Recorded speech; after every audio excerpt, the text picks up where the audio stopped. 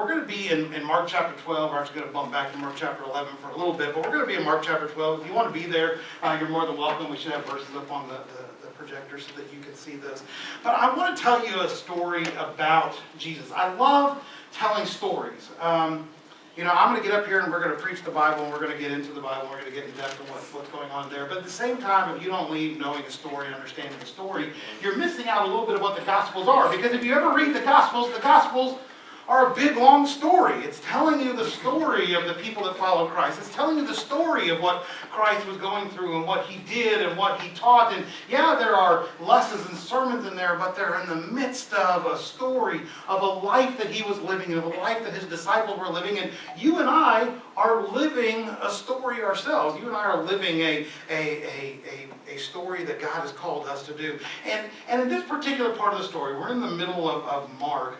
Jesus is getting kind of toward the end of his ministry. It means he's been out there reaching people. He's been talking to people. I know a lot of times we think that, that Jesus guy, everybody loves him. Everybody did not love that Jesus guy, all right? There were big crowds and people like coming around, and there was spectacles, but there's spectacles and big crowds for lots of people, all right? Sometimes we just like to watch a train wreck, and so it could be a miserable person coming into town, and people want to go and see if something's going to happen. And so Jesus attracted crowds, and a lot of the crowds he attracted were people that wanted to hear a message from him and wanted to be inspired by him and loved to hear and see the miracles and the things that were going on. But there were a lot of people that gathered around Jesus that were there to, let's just say, let's see if we can get this guy.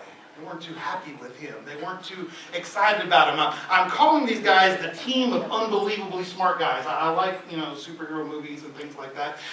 So I tend to live in a fantasy world sometimes. Not in a bad way. I don't dress up at night and go try to save humanity or anything. But in this passage in the scripture, I get this image of these guys meeting in these shadowy rooms and these shadowy halls in the temple, and they're saying, we got to do something about this Jesus guy. Right? There were people that were actively trying to get him, actively plotting against him. I want to show you one of those verses in Matthew chapter 11, Mark chapter 11, if we actually go back a verse or so, verse 18 says, and the chief priests and the scribes heard it, and were seeking a way to destroy him, for they feared him, because all the crowd was astonished at his teaching. Now, earlier in Mark chapter 11, Jesus had come in. He had gone to the temple to worship in the temple, and what he found were people selling stuff and like a marketplace going on. And I don't know if you've ever done this before, but I saw a YouTube video just the other day of this school teacher that a mom was cutting through an elementary school parking lot. He jumped on the hood of her car and like, you can't go through here, there's kids, all right?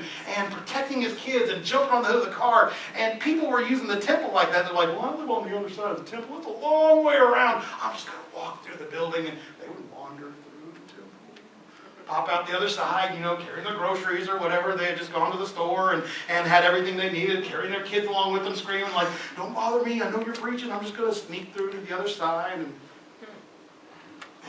And Jesus was like, that's not how church is supposed to be. That's not how the house of God is supposed to be. And so this is one of those times where Jesus goes in and he starts turning over the tables and he starts driving people out of the temple, and people that were trying to use it as a bypass, he was jumping on the hood of their cars, and I imagine they have cars, I don't know those things about history, but he was jumping on the hood of their cars, and he was saying, get out of here, this is not the way you come, and they're posting stuff on YouTube with Jesus on the hood of their chariot or whatever, and he's saying, this is the house of God, you don't drive through here, you go around, you come in here to worship, you come in here to praise God. And those priests and those scribes and those Pharisees, they were like, whoa, whoa, whoa, whoa. Those people cutting through, we're charging them toll. Those people out there in the courtyard selling those things, we're making a penny off of that. We're making money off of that. This guy's driving out business. This guy's driving out the people that are going to be making us money. And so they begin to make a plan. Now, this was a miracle on top of all miracles, all right? I want you to think about, we live today, and there's so many different people with so many different beliefs. And so you've got some Christians that are here and here, and we divide it into denominations just so that we could be, this is what I believe, and this is my people, and we got our own beliefs and our own set of way of doing things. And if you could imagine somebody that was so radical that everybody came together, all the Catholics over here, and all the Assemblies of Gods and the Pentecostals and the Unitarians and the Baptists and the non-denominational. We all got together and we're like, we got to get together to stop this guy. That's how awesome Jesus was. Jesus bonded together all of the crazies that were there at the time. He bonded together all of the people that were in the temple. And so when you hear scribes and Pharisees and Sadducees, understand those guys aren't friends.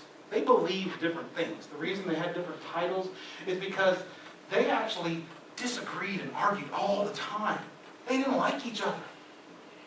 But when it came to Jesus, they gathered together in dark, closed-off rooms and said, what can we do to get this guy? What can we do to take this guy down? What can we do? Ultimately, they start talking about what can we do to destroy him? And if we can't destroy him, what can we do to kill him?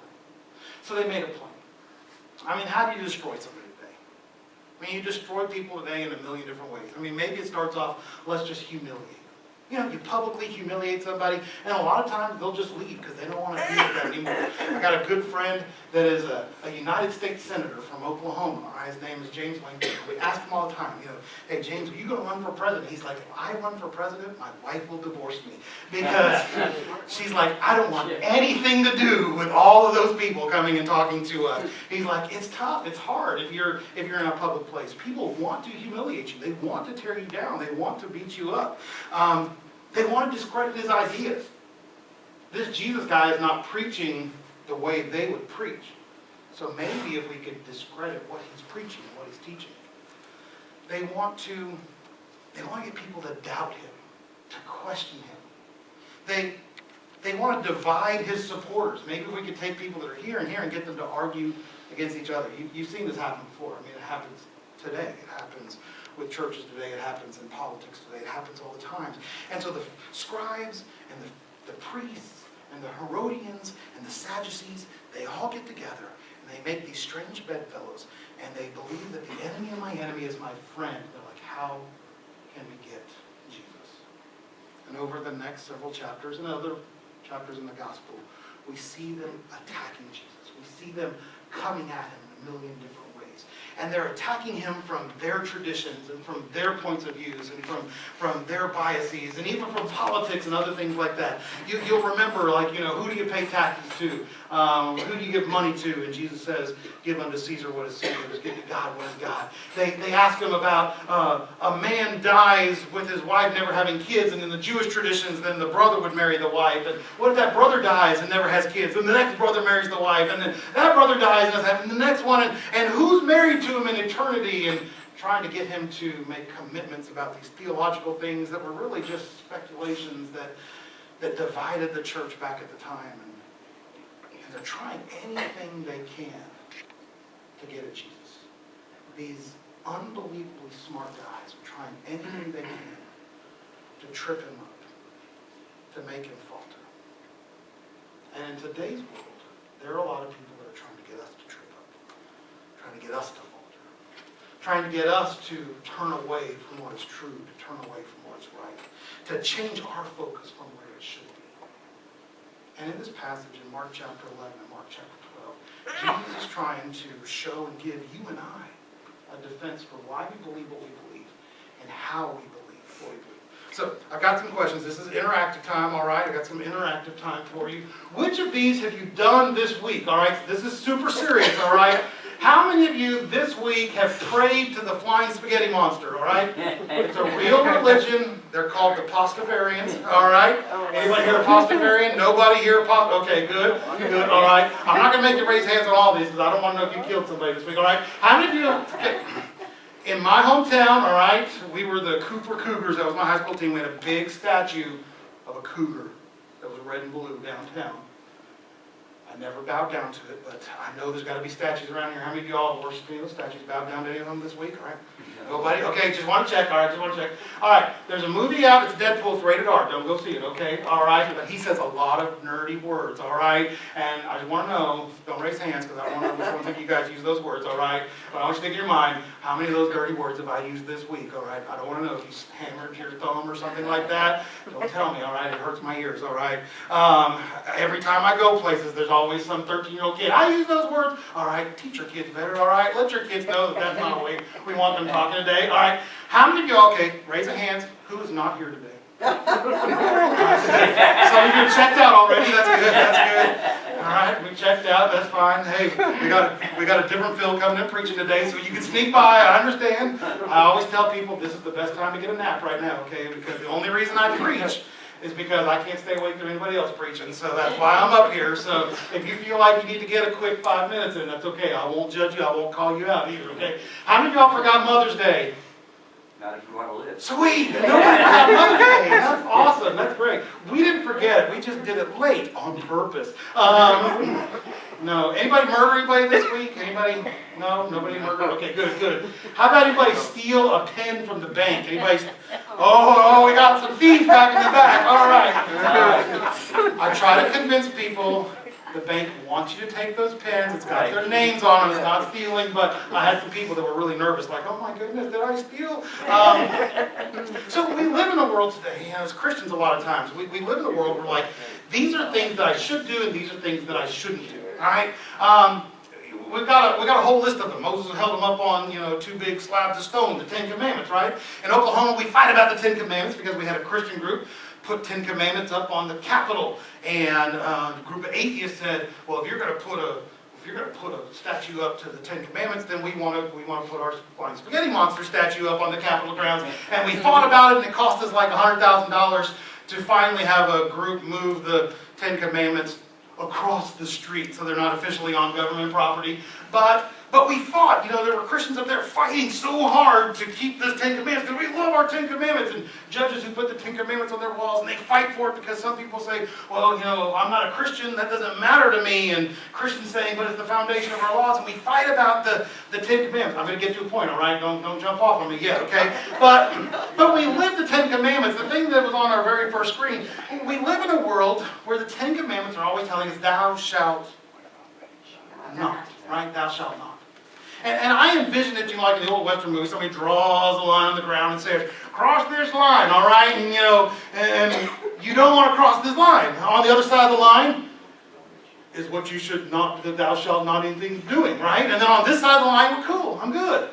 I'm good. If I'm on this side of the line, all right, there's, burning pits of hell over here. And if I'm on this side of the line, there's angels, and we're good, right? And we draw this line on the ground. Here's the problem with drawing a line on the ground, all right? I wander around when I preach a lot, and there's a good chance that I'm going to wander over this line on accident, all right? I'm just telling you, there's a good chance I'm going to wander over it on accident.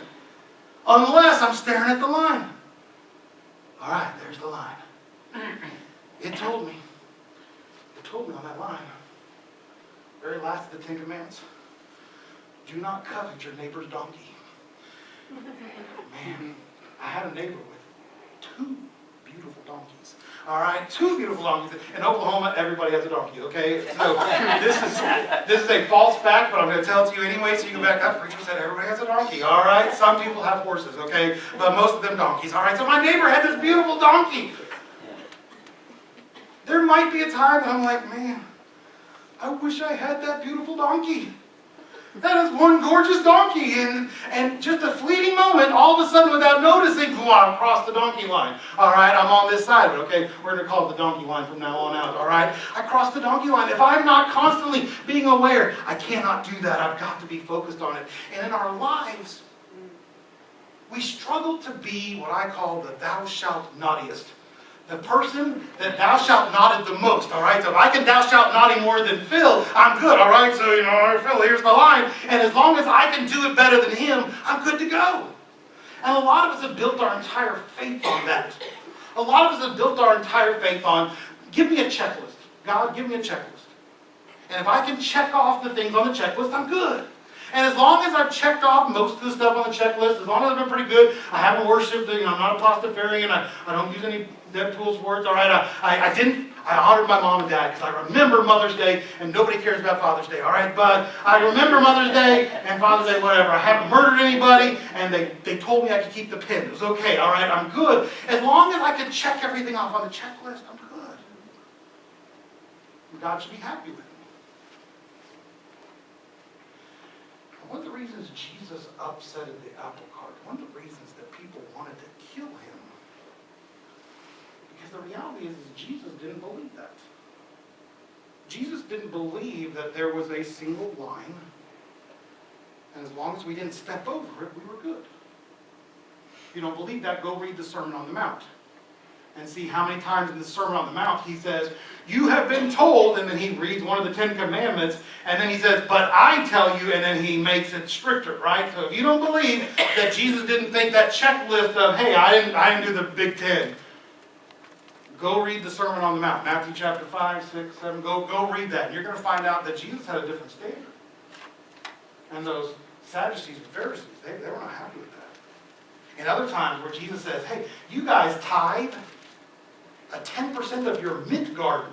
So your little garden in the windowsill, you got 10 plants growing, you click one up and you bring it here to church and you lay it at the altar. Oh God, that's yours. That's 10% of what I produced. Jesus is like, that's ridiculous.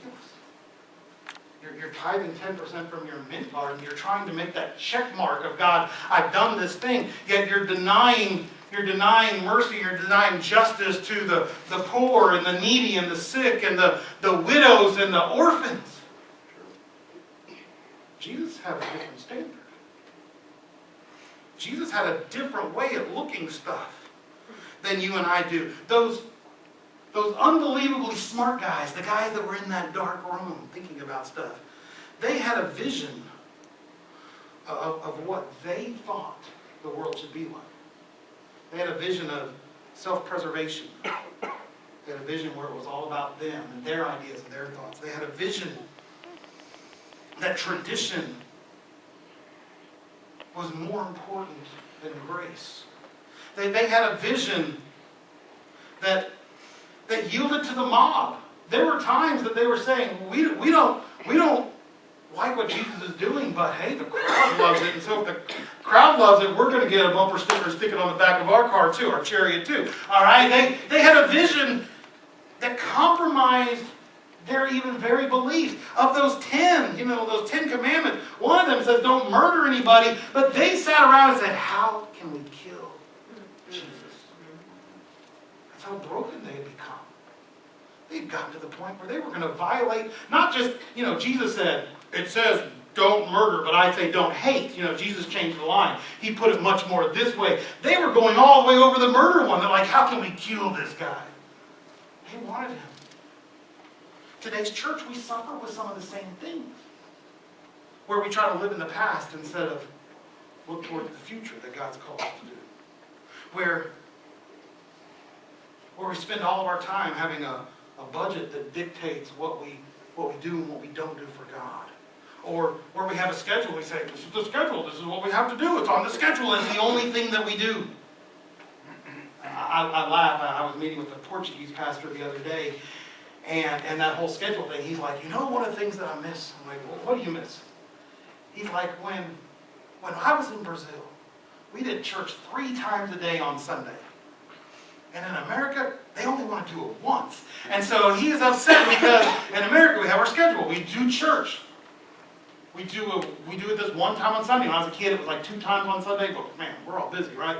And so 2 times is way too much. He's like, we used to do it 3 times a day, and he misses it. And so he's actually preaching at 2 churches. He got one church to meet in the evening, so he preaches in one church in the morning, preaches in another church at night. And then the last time I talked to him, he was listening to some church in the middle while he was driving between the 2, so he was getting all 3 in. So he made it work, but we let those things dictate ourselves. A program, a youth group, a senior adult group, a choir, those are not bad things. But they're not a vision for the church.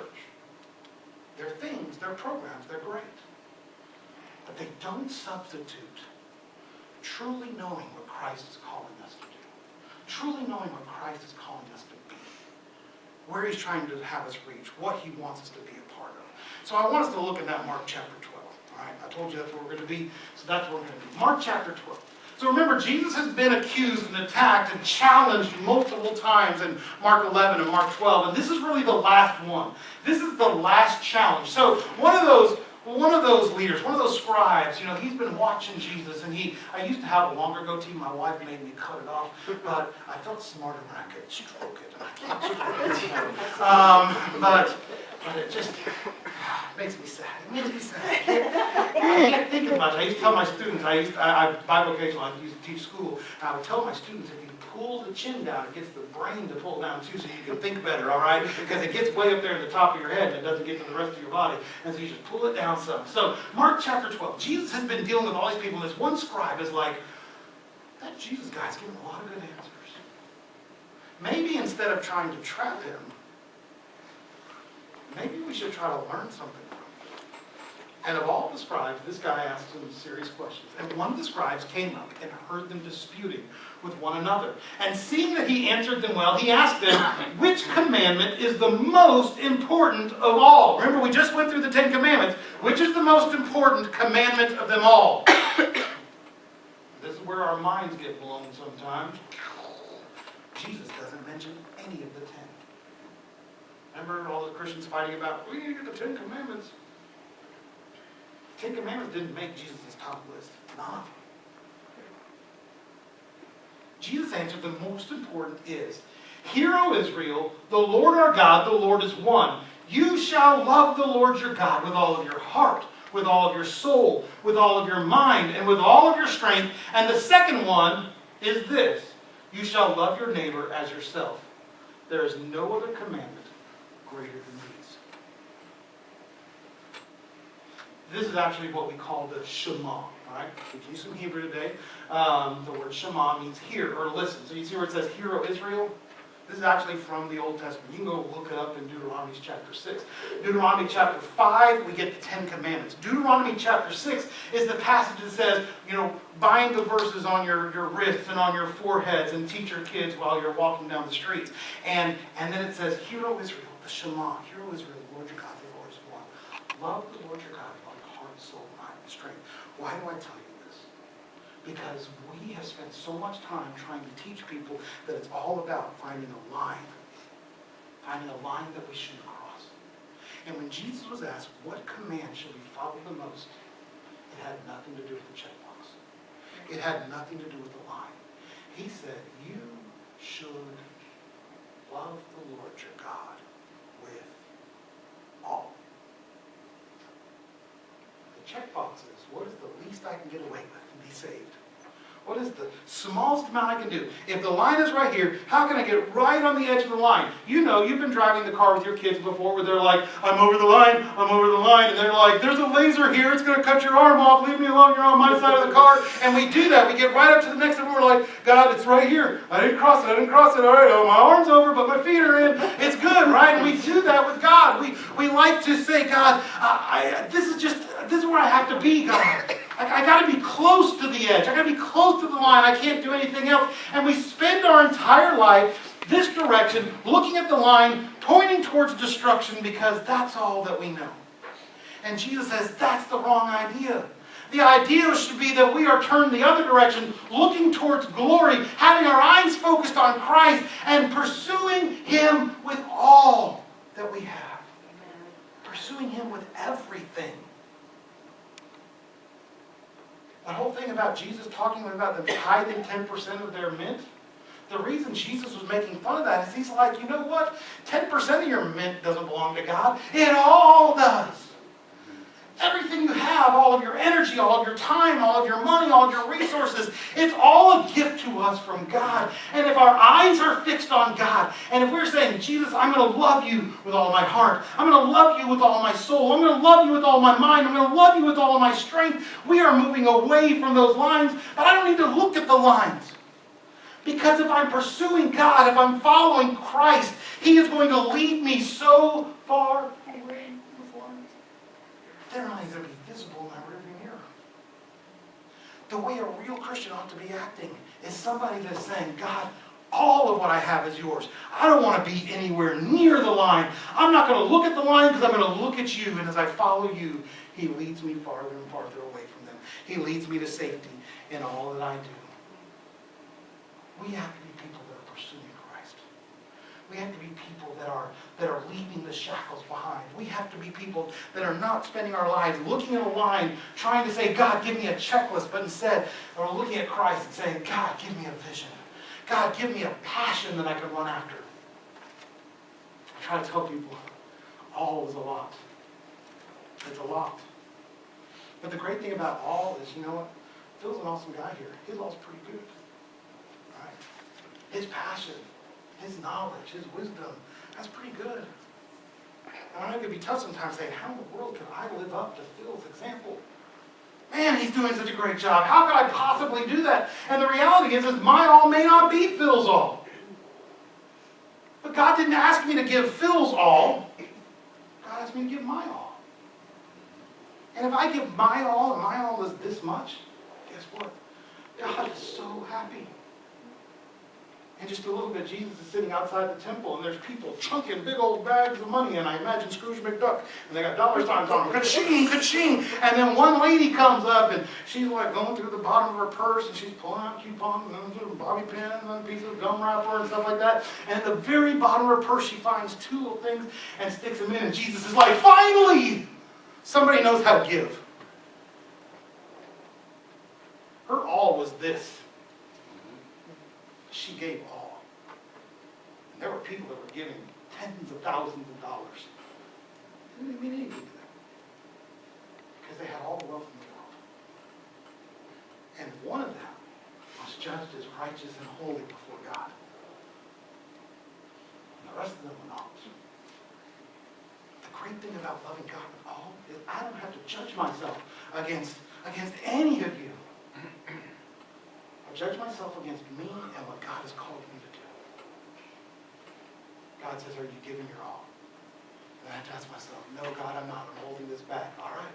Then you got something to work on. Okay, and I work on it. And God says, are you giving your all? It's like, no, God, I'm not. And I got something to work on. And here's one of the other great things is I can give my all today, and then I go to Bible study on Wednesday night, and I learn things about God. And next week, guess what? My all is more. Why? Because God has taught me more. God has opened me up more. God has filled me more. I've matured. I've grown. And all of a sudden, my all is better than it was before. And as a church, as we grow and expand, we do that because each of us take the all that we have, and we grow, and we mature, and we love in the fellowship that God's given us. And next week, our all is more.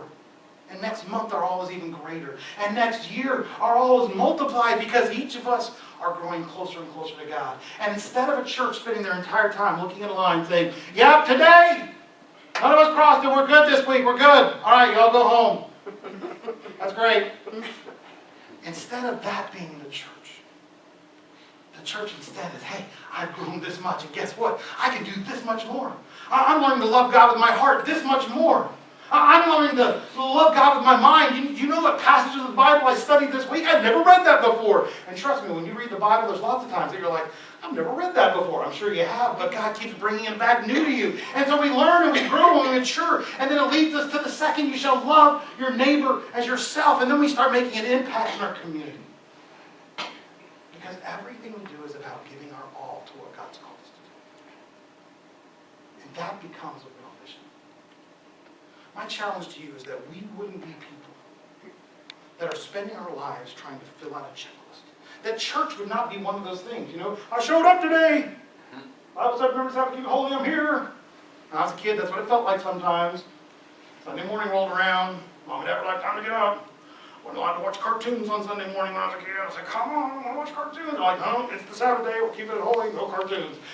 So they were unholy the rest of the year, but I could watch them then. But not Sunday morning, all right? We're going to church, and we're putting on uncomfortable shoes, and we're putting on, I was a tie and suit guy. Dad had us do everything, all right? And we're going to church. I remember the Sabbath kept holy. It felt like a checkbox. Not anymore. I don't want to be here. I want to be a part of Pastor God. I want to be surrounded by God's people. I want to be a part of it. Why?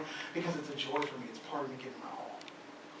To be able to worship with people. I get to see so many people worshiping God, and I love you singers that were up here doing that. I love watching people worship God. I love being able to see people give their all to God. People serving God as you walk in and sharing their experiences. People studying God and gathering together, craving to read more about who God is. And then people just meeting people out in the community, changing lives. I love seeing that. People giving their alls. this scribe, I love the scribe. So the scribe said to him, "You are right, teacher." He's telling Jesus he's right. That's hilarious. And the scribe said to him, "You are right, teacher. You have truly said that he is one, and there's no other one beside him. And to love him with all the heart, and with all the understanding, with all the strength, and to love one's neighbor as oneself is much more than all the whole burnt offerings and sacrifices." And when Jesus saw that he answered wisely, he said, "You are not far from the kingdom of God." And after that, no one dared to ask him any more questions. What I love about this is that guy, the scribe, the one that's trying to defend the traditions and the ways that they've done things forever, he finally said, "You're right. Loving God, loving people is worth more than all the burnt sacrifices in the world." That's why Christ came. He came to tear down that wall. He came to be that sacrifice for you and I, so we don't have to come to the temple. We don't have to come to the church every week and throw a new sacrifice down on the table and say, "All right, that's what it is. God, I'm clear for the week. I've done my checkbox. I know I've messed some things up, but God, you brought me back over by the sacrifice of this dove or this lamb."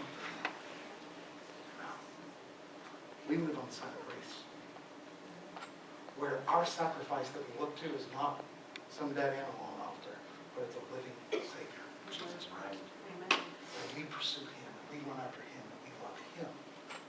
And he changes, and he inspires, and he grows, and he matures. And that's the call for us, to be people that give our all today. But by giving our all today, we become more. We grow, we mature. And we have more to give next week. We give our all next week, and we grow and we mature. That's the call. That's the vision. That's the commission from Christ. To become all. To change all. To be conformed and transformed into his likeness. Our ministry is called Radiant Light. And it asks us to do two things. One, to radiate the glory of God. The Bible tells us that you and I are reflections of the glory of God. As we pursue him, as we get closer to him, like Moses on top of Mount Sinai, we become so saturated with the radiance of God that people can see God in our lives. And the wild part is that you're different than me. I'm not asking you to radiate the glory of Phil or Phil. I'm asking you to radiate the glory of God. And the way you do it's going to be different because you're all different than I am. But that's awesome. Because you're going to be able to radiate and shine in places that I couldn't. And I'm going to be able to do it in places that you couldn't. As we get closer to God, we radiate him more. We shine more. We change lives. And Jesus will save the lost around us. And Jesus will transform more and more lives. And that's the call. Would you all pray with me? Our Heavenly Father.